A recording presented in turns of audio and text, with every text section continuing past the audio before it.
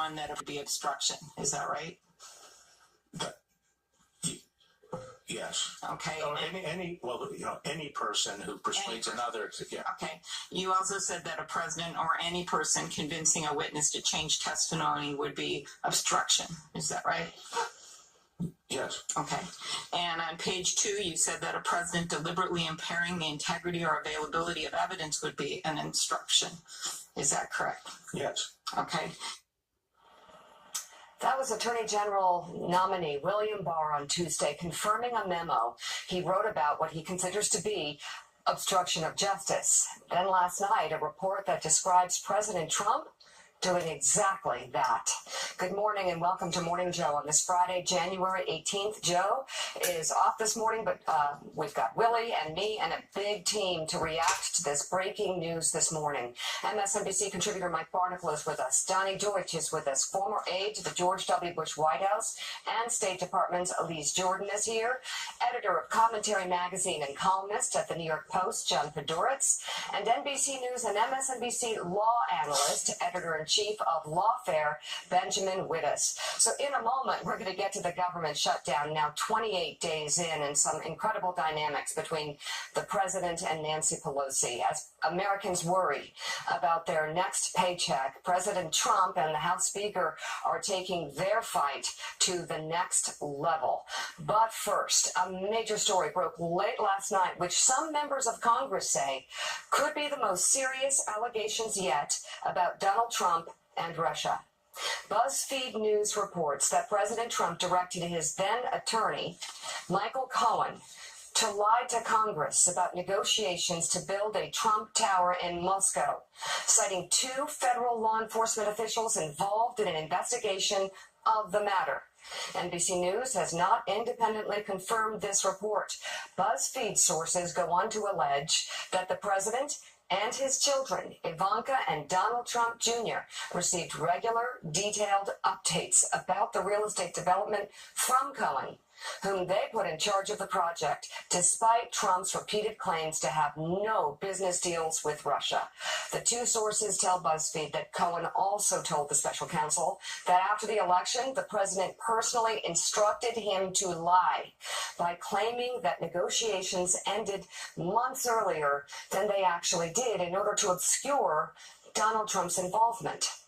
BuzzFeed reports that the special counsel's office learned about Trump's directive for Cohen to lie to Congress through interviews with multiple witnesses from the Trump organization and internal company emails, text messages, and a cache of other documents. Cohen then acknowledged those instructions during his interviews with that office. It will be fascinating to hear Michael Cohen testify before Congress on February 7th, Willie. Now, NBC News has not, of course, confirmed this reporting, but BuzzFeed is talking about 2 federal law enforcement officials involved in the matter.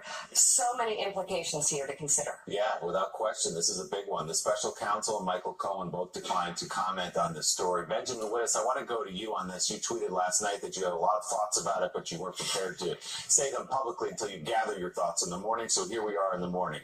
We knew that Michael Cohen lied about this deal. He pleaded guilty in November to the special counsel's office to lying to Congress about this deal. What we didn't know, we suspected but didn't know, is that he was directed to do so by the President of the United States. How significant if this is reported out, and the report does say that these 2 federal investigators, law enforcement officials, say, that Mueller has it backed up not just by Michael Cohen, of course, but by emails, texts, and other documents from the special counsel's office.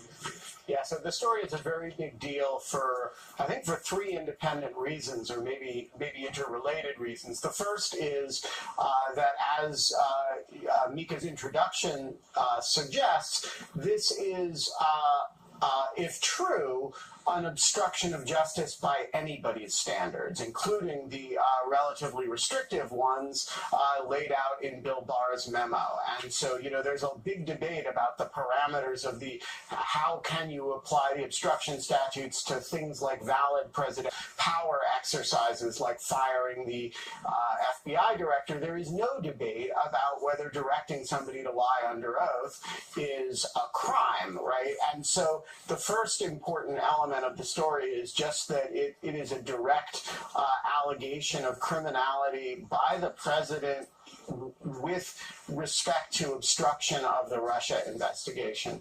The second important element, as you also alluded to, is that the story contains a whole lot of additional detail about the degree of involvement by the president and his family members in the underlying Trump Tower Moscow deal. And so the aggregate suggestion is that this is lying about collusion, right? Which is, that getting kind of close to the molten core of the investigation subject. The third key element here, and this is,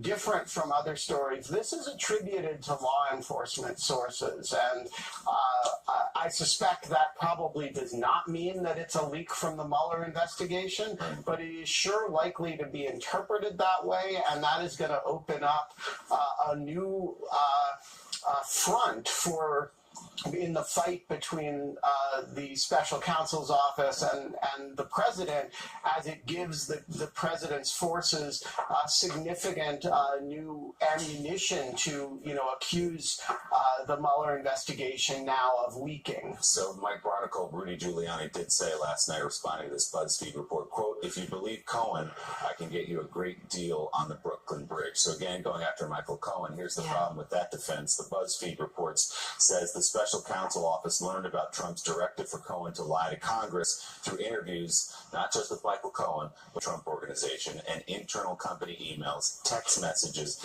and a cache of other documents. Mueller's not taking Michael Cohen at his word. He's conducting an investigation. And as Ben pointed out, Willie, the BuzzFeed report is attributed to law enforcement sources. This is the first known example we've had of publicly on the record Trump being accused of telling someone to lie about something having to do with Russia. And Ben, I would like to ask you to play then and now. The then would be the 3 articles of impeachment against Richard Nixon, and the now, the elements of this story. There are an awful lot of similarities between a couple of the articles of impeachment against Nixon and the elements of this story. So there are. It is also the case that this is, at this stage, one news story, not the developed record by the investigation. But look, I agree with you. If this story is true, it is a very, very serious matter, and it would take this whole story to a different level. And the other thing is that if this story is true, you have to ask the question, what else is true? Because, one of the questions that we've all been struggling with over the past year and a half is how the collusion story relates to the obstruction story, right? And if Mueller believes that and his family were intimately involved in the Trump Tower Moscow deal, he's in isolation from the larger question of Russian interference in the 2000 election. So it really does raise the question of what the relationship is between the obstruction components, asking Michael Cohen to lie, the Trump Tower Moscow, and So, as Willie mentioned, President Trump's attorney, Rudy Giuliani, told the AP, quote, "If you believe Cohen, I can get you a good all-cash deal on the Brooklyn Bridge."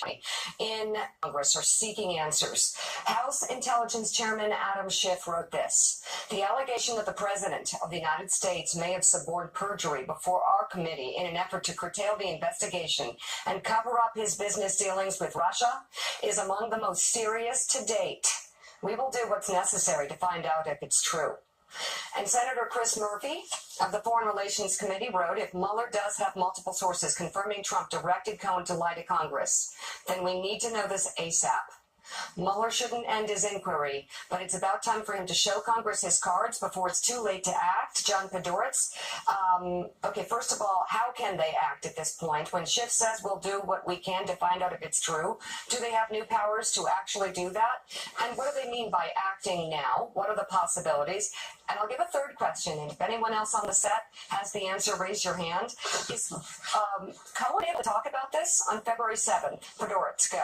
Well, I think he may well not, and of course, one of the problems with Congress investigating at the same time that there's an independent counsel is that there's often a traffic jam that happens Right. where Congress needs answers, but there's someone is still, testifying. Cohen's already been sentenced, so it may not be as much of a problem as it was, say, in earlier independent counsel investigations. I think what's happened here that really does involve the new Democratic Congress is the Russian collusion story is very complicated, hard to follow. There is always that question of whether or not collusion is conspiracy and collusion is not a crime and conspiracy is a crime, and what happened, what was in the president's head. None of that matters here. This is a very simple question. Did the president suborn perjury or did he not suborn perjury? And what it's connected to, this is where I sort of slightly disagree with Ben Wittes. I mean, it's almost an academic exercise what the connection was to the Trump Tower, Moscow collusion, Putin, Trump none of that matters.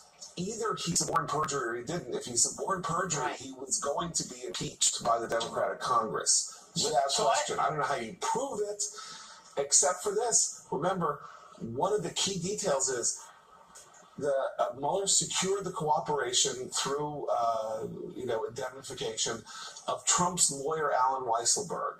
And if Weisselberg is telling Mueller that there's independent evidence from another Trump lawyer that they were getting all this information and somehow that Trump knew that Cohen shouldn't share it, that's open and shut. I mean, there's no question at that point, and he will be impeached. That's not to say he'll be removed by the Senate, because then you have this political question of whether or not, 17 or 15 Republican senators join the Democrats in removing him from office. But we've taken this, if the BuzzFeed story is correct, we are not only at another level, we are at impeachment.